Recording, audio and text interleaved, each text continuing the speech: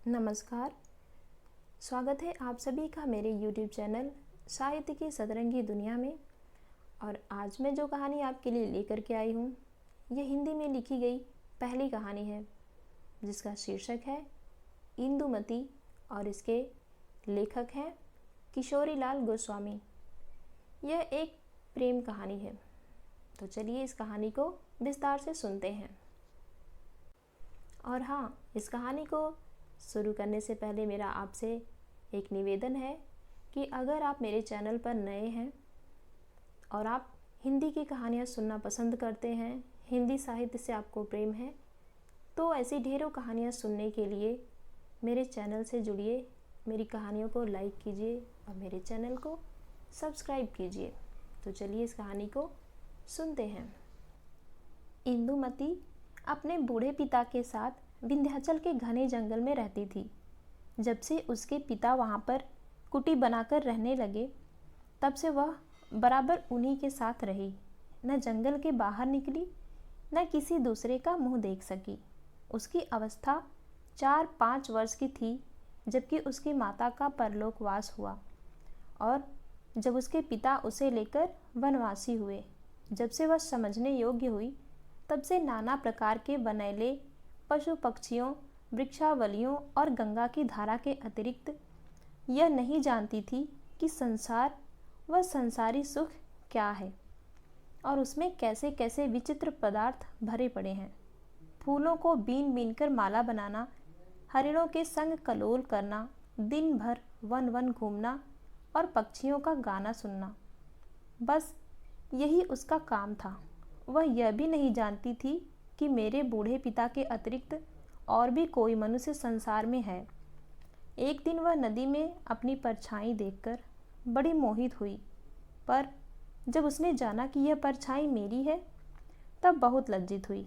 यहाँ तक कि उस दिन से फिर कभी उसने नदी में अपना मुख नहीं निहारा। गर्मी की ऋतु, दोपहर का समय, जबकि उसके पिता अपनी कुटी में बैठे हुए गीता की पुस्तक देख रहे थे, वह नदी किनारे पेड़ों की ठंडी छाया में घूमती, फूलों को तोड़ तोड़ नदी में बहाती हुई कुछ दूर निकल गई थी कि एकाएक चौंक कर खड़ी हुई। उसने एक ऐसी वस्तु देखी जिसका उसे स्वप्न में भी ध्यान न था, और जिसके देखने से उसके आश्चर्य का कोई ठिकाना न रहा। उसने क्या देखा कि एक बहुत ही सुंदर 20-22 वर्ष का युवक नदी के किनारे पेड़ की छाया में घास पर पड़ा सो रहा है।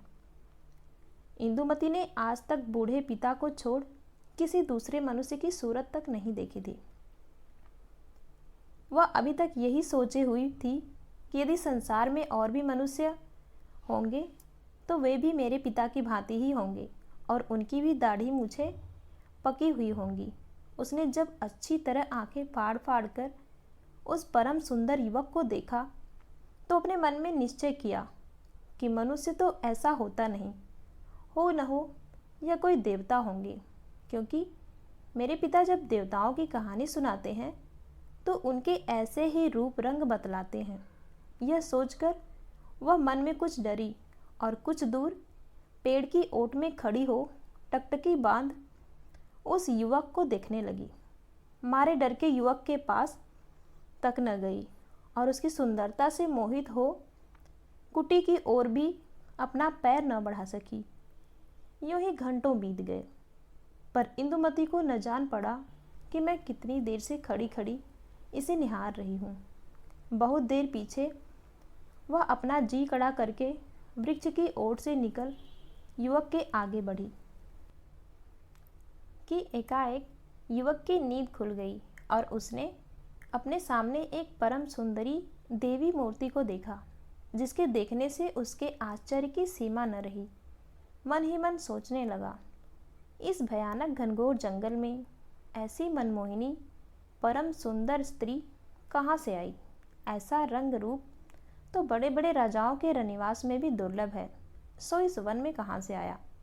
या तो मैं स्वप्न में स्वर्ग की सैर करता होऊंगा, या किसी देव कन्या या वन देवी ने मुझे छलने के लिए दर्शन दिया होगा।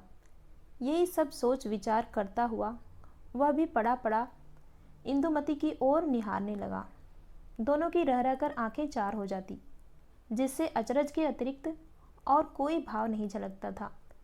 यूं ही परस्पर देखा भाली होते होते एकाएक इंदुमती के मन में किसी अपूर्व भाव का उदय हो आया, जिससे वह इतनी लज्जित हुई कि उसकी आंखें नीचे और मुख लाल हो गया। वह भागना चाहती थी। चट युवक उठकर उसके सामने खड़ा हो गया और कहने लगा, हे सुंदरी, तुम देव कन्या हो या वन देवी हो, चाहे कोई हो, पर कृपा कर, तुमने दर्शन दिया है तो जरा सी दया करो। ठहरो, मेरी बातें सुनो, घबराओ मत। यदि तुम मनुष्य की लड़की हो तो डरो मत। क्षत्रिय लोग स्त्रियों की रक्षा करने के सिवा कोई बुराई नहीं करते। सुनो, यदि तुम सचमुच वन देवी हो तो कृपा कर मुझे इस वन से निकलने का सीधा मार्ग बता दो। मैं विपत्ति का मारा 3 दिन से इस वन में भटक रहा हूँ, पर निकलने का मार्ग नहीं पाता। और जो तुम मेरी ही भांति मनुष्य जाति की हो तो मैं तुम्हारा अतिथि हूँ। मुझे केवल आज भर के लिए टिकने की जगह दो, और अधिक मैं कुछ नहीं चाहता।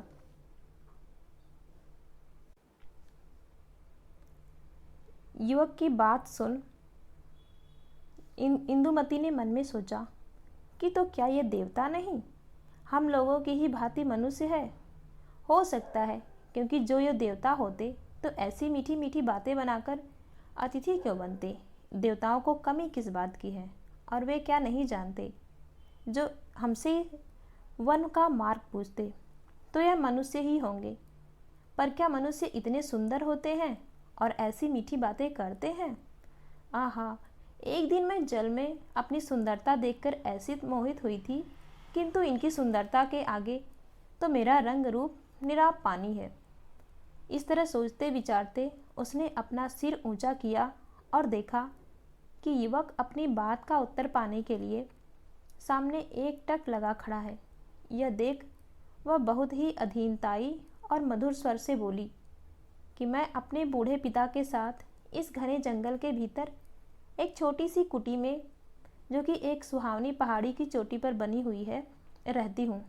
यदि तुम मेरे अतिथि होना चाहते हो तो मेरी कुटी पर चलो।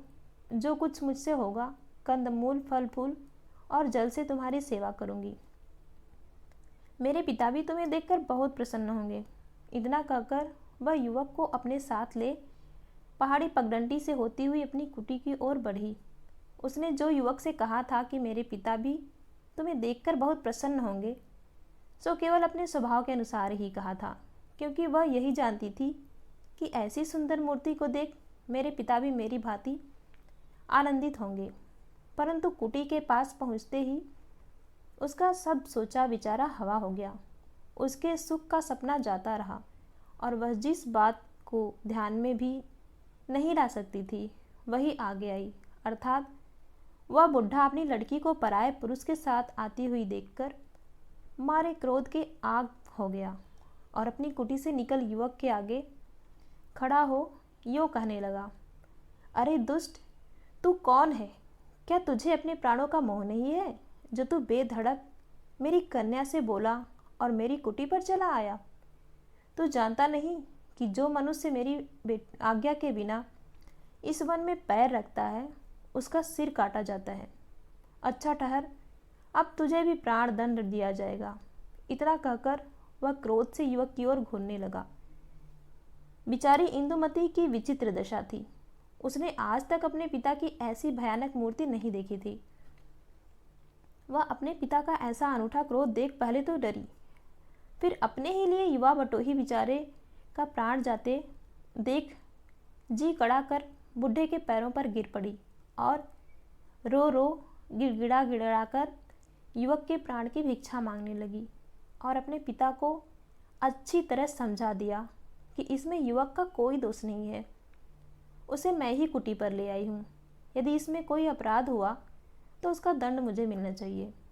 कन्या की ऐसी अनोखी विनती सुनकर बुढ़ा कुछ ठंडा हुआ और युवक की ओर देखकर बोला कि सुनो जी, इस अज्ञान लड़की की विनती से मैंने तुम्हारा प्राण छोड़ दिया, परंतु तुम यहाँ से जाने ना पाओगे। कैदी की तरह जन्म भर तुम्हें यहाँ रहकर हमारी गुलामी करनी पड़ेगी, और जो भागने का मंसूबा बांधोगे तो तुम्हारे प्राण जाएंगे। इतना कहकर जोर से बूढ़े ने सीटी बजाई, जिसकी आवाज़ दूर दूर तक वन में गूंजने लगी, और देखते देखते 20-25 आदमी हट्टे कट्टे यमदूत की सूरत हाथ में ढाल तलवार लिए बुढ़े के सामने आ खड़े हुए।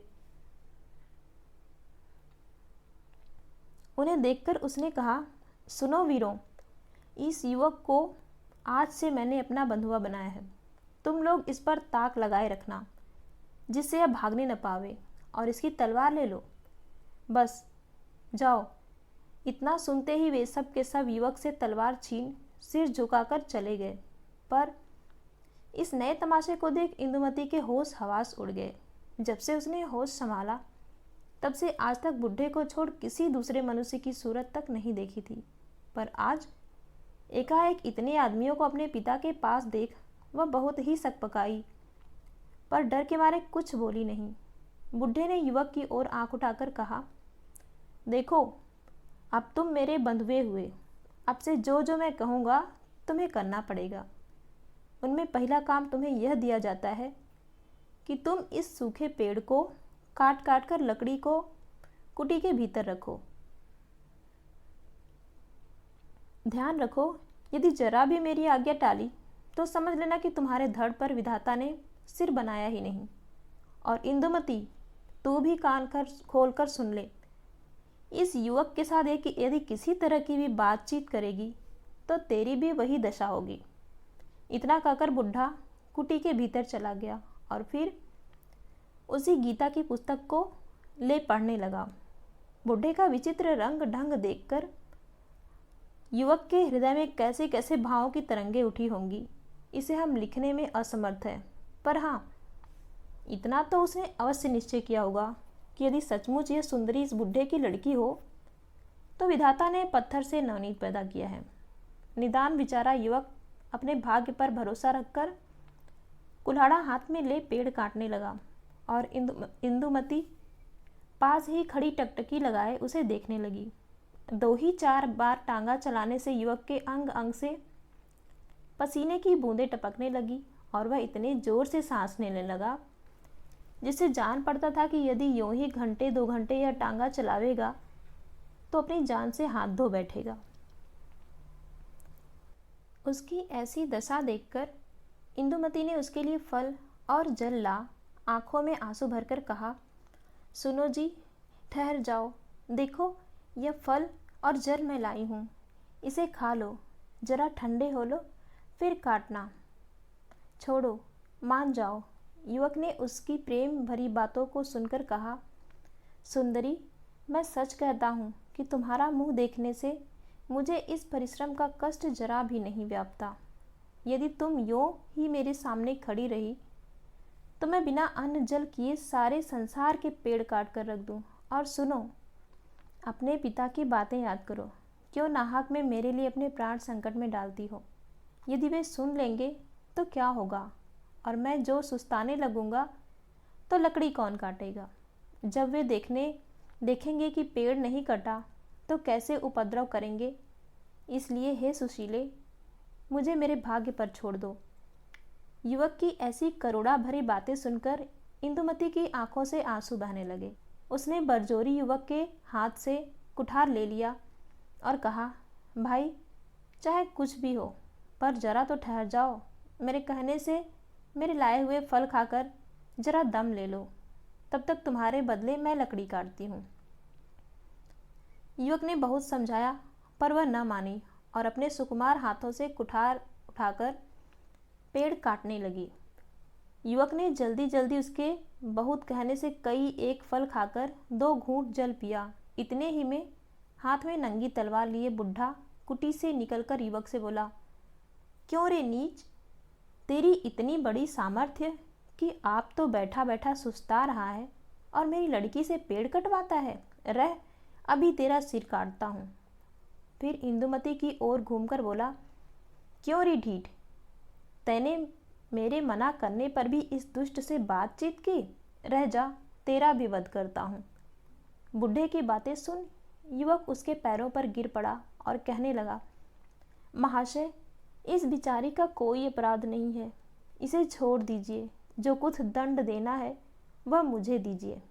इंदुमती भी उसके पैर पर गिरकर कहने लगी, नहीं नहीं, इसका कोई दोष नहीं है, मैंने बरजोरी इससे कुठार ले ली थी, इसलिए हे पिता, अपराधिनी मैं हूँ, मुझे दंड दीजिए, इन्हें छोड़ दीजिए। उन दोनों की ऐसी बातें सुनकर बुढ़े ने कहा, अच्छा, आज तो मैं तुम दोनों को छोड़े देता हूँ, पर देखो, फिर मेरी बातों का ध्यान ना रखोगे तो मारे जाओगे। इतना कह बुढ़ा कुटी में चला गया और वे दोनों एक दूसरे का मुंह देखने लगे। इंदुमती बोली कि घबराओ मत, मेरे रहते तुम्हारा बाल भी बांका न होगा। और युवक ने कहा, प्यारी, क्यों व्यर्थ में मेरे लिए कष्ट सहती हो, जाओ कुटी में जाओ। पर इंदुमती उसके मुंह की ओर उदास हो देखने लगी और वह कुठार उठाकर पेड़ काटने लगा।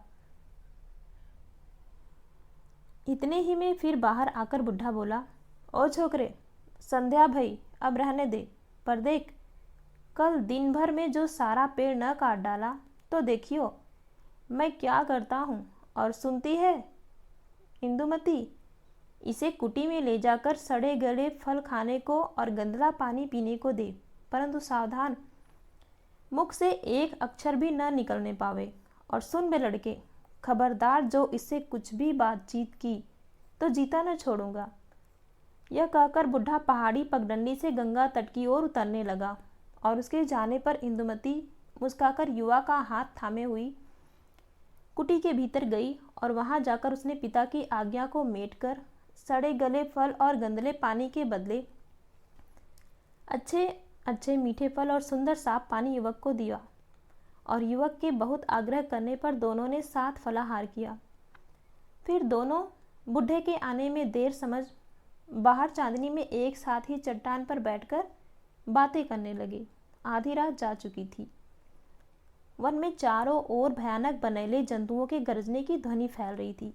4 आदमी हाथ में तलवार और बर्छा लिए कुटी के चारों ओर पहरा दे रहे थे। कुटी से थोड़ी ही दूर पर एक ढालुआ चोटी पर 10-12 आदमी बातें कर रहे थे। चलिए पाठक, देखिए ये लोग क्या बातें करते हैं। आहा, यह देखिए, इंदुमती का पिता एक चटाई पर बैठा है और सामने 10-12 आदमी हाथ बांधे जमीन पर बैठे हैं। बड़ी देर सन्नाटा रहा। फिर बूढ़े ने कहा, सुनो भाइयों, इतने दिनों पीछे परमेश्वर ने हमारा मनोरथ पूरा किया। जो बात एक प्रकार से अनहोनी थी सो आपसे आप हो गई। यह परमेश्वर ने ही किया, नहीं तो बेचारी इंदुमती का बेड़ा पार कैसे लगा। देखो, जिस युवक की रखवाली के लिए आज तीसरे बार मैंने तुम लोगों से कहा था, वह अजयगढ़ का राजकुमार, या यूँ कहो कि अब राजा है। इसका नाम चंद्रशेखर है। इसके पिता राजशेखर को उसी बेईमान काफिर इब्राहिम लोदी ने दिल्ली में बुला विश्वासघात कर मार डाला था। तब से यह लड़का इब्राहिम के घात में लगा था। अभी थोड़े ही दिन हुए जो बाबर से इब्राहिम की लड़ाई हुई है, उसमें चंद्रशेखर ने भेष बदल और इब्राहिम की सेना में घुसकर उसे मार डाला। यह बात कहीं एक सेनापति ने देख ली और उसने चंद्रशेखर का पीछा किया। निदान यह भागा और कई दिन पीछे उसे द्वंद्व युद्ध में मार अपने घोड़े को गवा राह भूलकर अपने राज्य की ओर न जाकर इस ओर आया और कल मेरी कन्या का अतिथि बना। आज उसने यह सब ब्यौरा जलपान करते करते इंदुमती से कहा, जिसे मैंने आड़ में खड़े होकर सब सुना। वे दोनों एक दूसरे को जी से चाहने लगे हैं। तो इस बात के अतिरिक्त और क्या कहा जाए कि परमेश्वर ही ने इंदुमती का जोड़ा भेज दिया है और साथ ही उस दयामय ने मेरी भी प्रतिज्ञा पूरी की। इतना सुनकर सभी ने जय ध्वनि के साथ हर्ष प्रकट किया और बूढ़ा फिर कहने लगा, मेरी इंदुमती 16 वर्ष की हुई। अब उसे कुंवारी रखना किसी तरह उचित नहीं है और ऐसी अवस्था में जबकि मेरी प्रतिज्ञा भी पूरी हुई और इंदुमती के योग्य सुपात्र वर भी मिला, उसने इंदुमती से प्रतिज्ञा की है कि प्यारी, मैं तुम्हें प्राण से बढ़कर चाहूँगा और दूसरा विवाह भी न करूँगा जिससे तुम्हें सौत की आग में जलना पड़े। भाइयों, देखो, स्त्री के लिए सबसे बढ़कर कौन बात सुख देने वाली है। मैंने जो चंद्रशेखर को देखकर इतना क्रोध प्रकट किया था, उसका आशय यही था कि यदि दोनों में सच्चा प्रीति का अंकुर जमेगा तो दोनों का ब्याह कर दूंगा, और जो ऐसा न हुआ तो युवक आप डर के मारे भाग जाएगा। परंतु यहाँ तो परमेश्वर को इंदुमती का भाग्य खोलना था, और ऐसा ही हुआ। बस कल ही मैं दोनों का ब्याह कर दूंगा और हिमालय चला जाऊंगा, और तुम लोग वर कन्या को उनके घर पहुंचाकर अपने अपने घर जाना। 12 वर्ष तक जो तुम लोगों ने तन मन धन से मेरी सेवकाई की, इसका ऋण सदा मेरे सिर पर रहेगा, और जगदीश्वर इसके बदले में तुम लोगों के साथ भलाई करेगा। इतना कहकर बुढ़ा उठ खड़ा हुआ और वे लोग भी उठे। बुढ़ा कुटी की ओर घूमा और वे लोग पहाड़ी के नीचे उतर गए। आहा प्रेम, तू धन्य है। जिस इंदुमती ने आज तक देवता की भांति अपने पिता की सेवा की और भूल कर भी कभी आज्ञा न टाली, आज वह प्रेम के फंदे में फंसकर उसका उल्टा बर्ताव करती है। वृद्ध ने लौटकर कहा, क्या देखा कि दोनों कुटी के पिछवाड़े चांदनी में बैठे बातें कर रहे हैं। और यह देखकर वह प्रसन्न हुआ और कुटी में जाकर सो रहा। पर हमारे दोनों नए प्रेमियों ने बातों ही में रात बिता दी। सवेरा होते ही युवक कुठार ले लकड़ी काटने लगा, और इंदुमती सारा काम छोड़कर खड़ी खड़ी उसके मुख की ओर देखने लगी। थोड़ी ही देर में युवक के सारे शरीर से पसीना टपकने लगा और चेहरा लाल हो आया। इतने में वृद्ध ने आकर गरज कर कहा, ओ लड़के, बस पेड़ के पीछे काटियो। पहले जो लकड़ियाँ काटी है उन्हें उठाकर कुटी में पिछवाड़े ढेर लगा दे। इतना कहकर बुढ़ा चला गया। परिश्रम इंदुमती से न देखा गया, और बड़े प्रेम से वह उसका हाथ थामकर बोली, प्यारे ठहरो, बस करो, बाकी लकड़ियाँ मैं रख आती हूँ। हाय, तुम्हारा परिश्रम देखकर मेरी छाती फटी जाती है। प्यारे, तुम राजकुमार होकर आज लकड़ी काटते हो, ठहरो, तुम सुस्ता लो। युवक ने मुस्कुराकर कहा, प्यारी, सावधान, ऐसा भूलकर भी न करना। अपने पिता का क्रोध याद करो। अब कि उन्होंने तुम्हें लकड़ी उठाते या हमसे बोलते देख लिया तो सर्वनाश हो जाएगा। इतना सुनकर इंदुमती की आंखों में आंसू भर आए।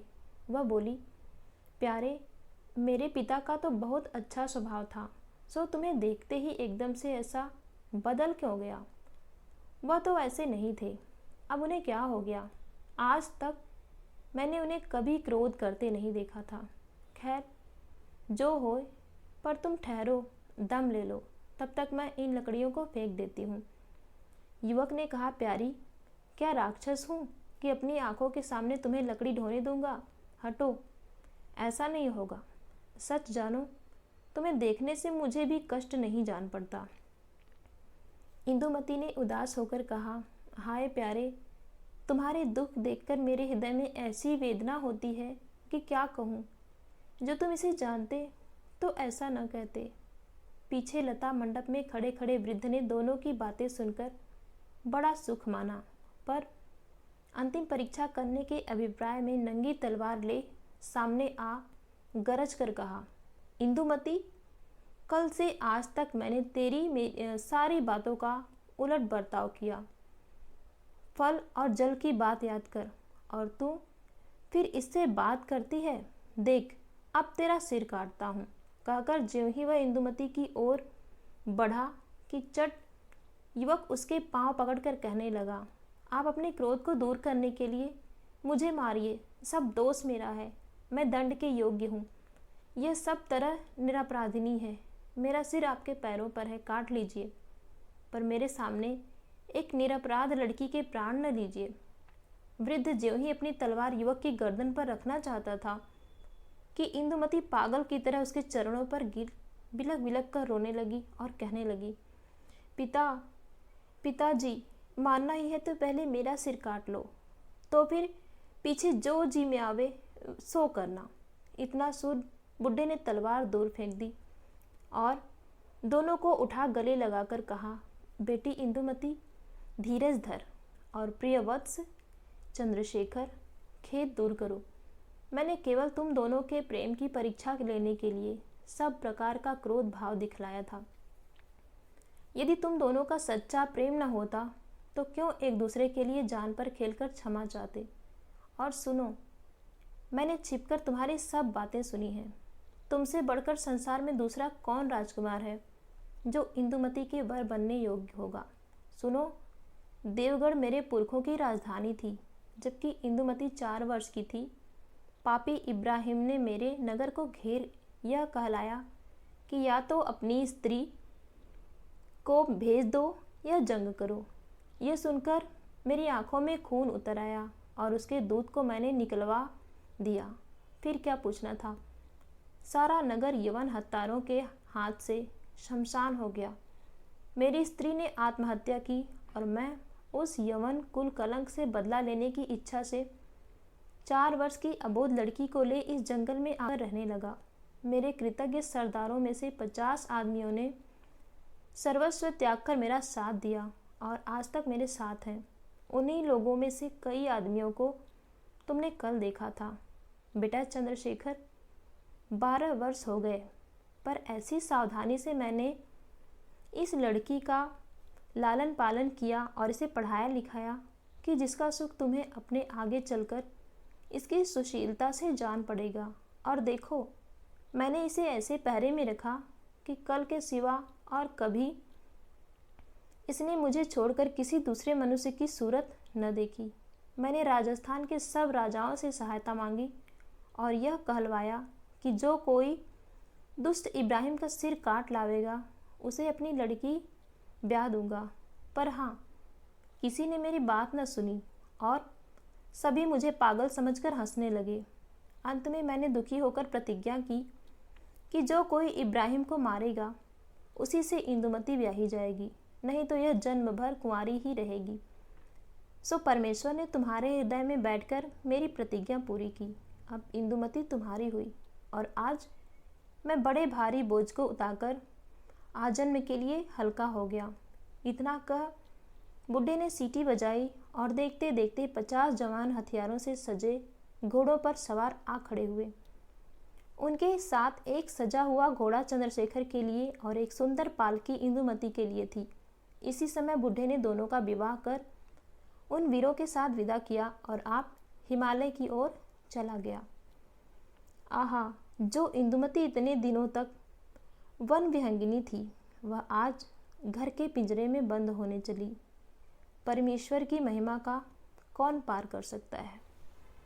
तो इतनी सी थी ये कहानी, और ये कहानी आपको कैसी लगी कमेंट करके ज़रूर बताइएगा। और अगर आपको अच्छी लगी है तो इस कहानी को लाइक कीजिएगा और अपने दोस्तों के साथ शेयर कीजिएगा और इस चैनल को सब्सक्राइब कीजिएगा।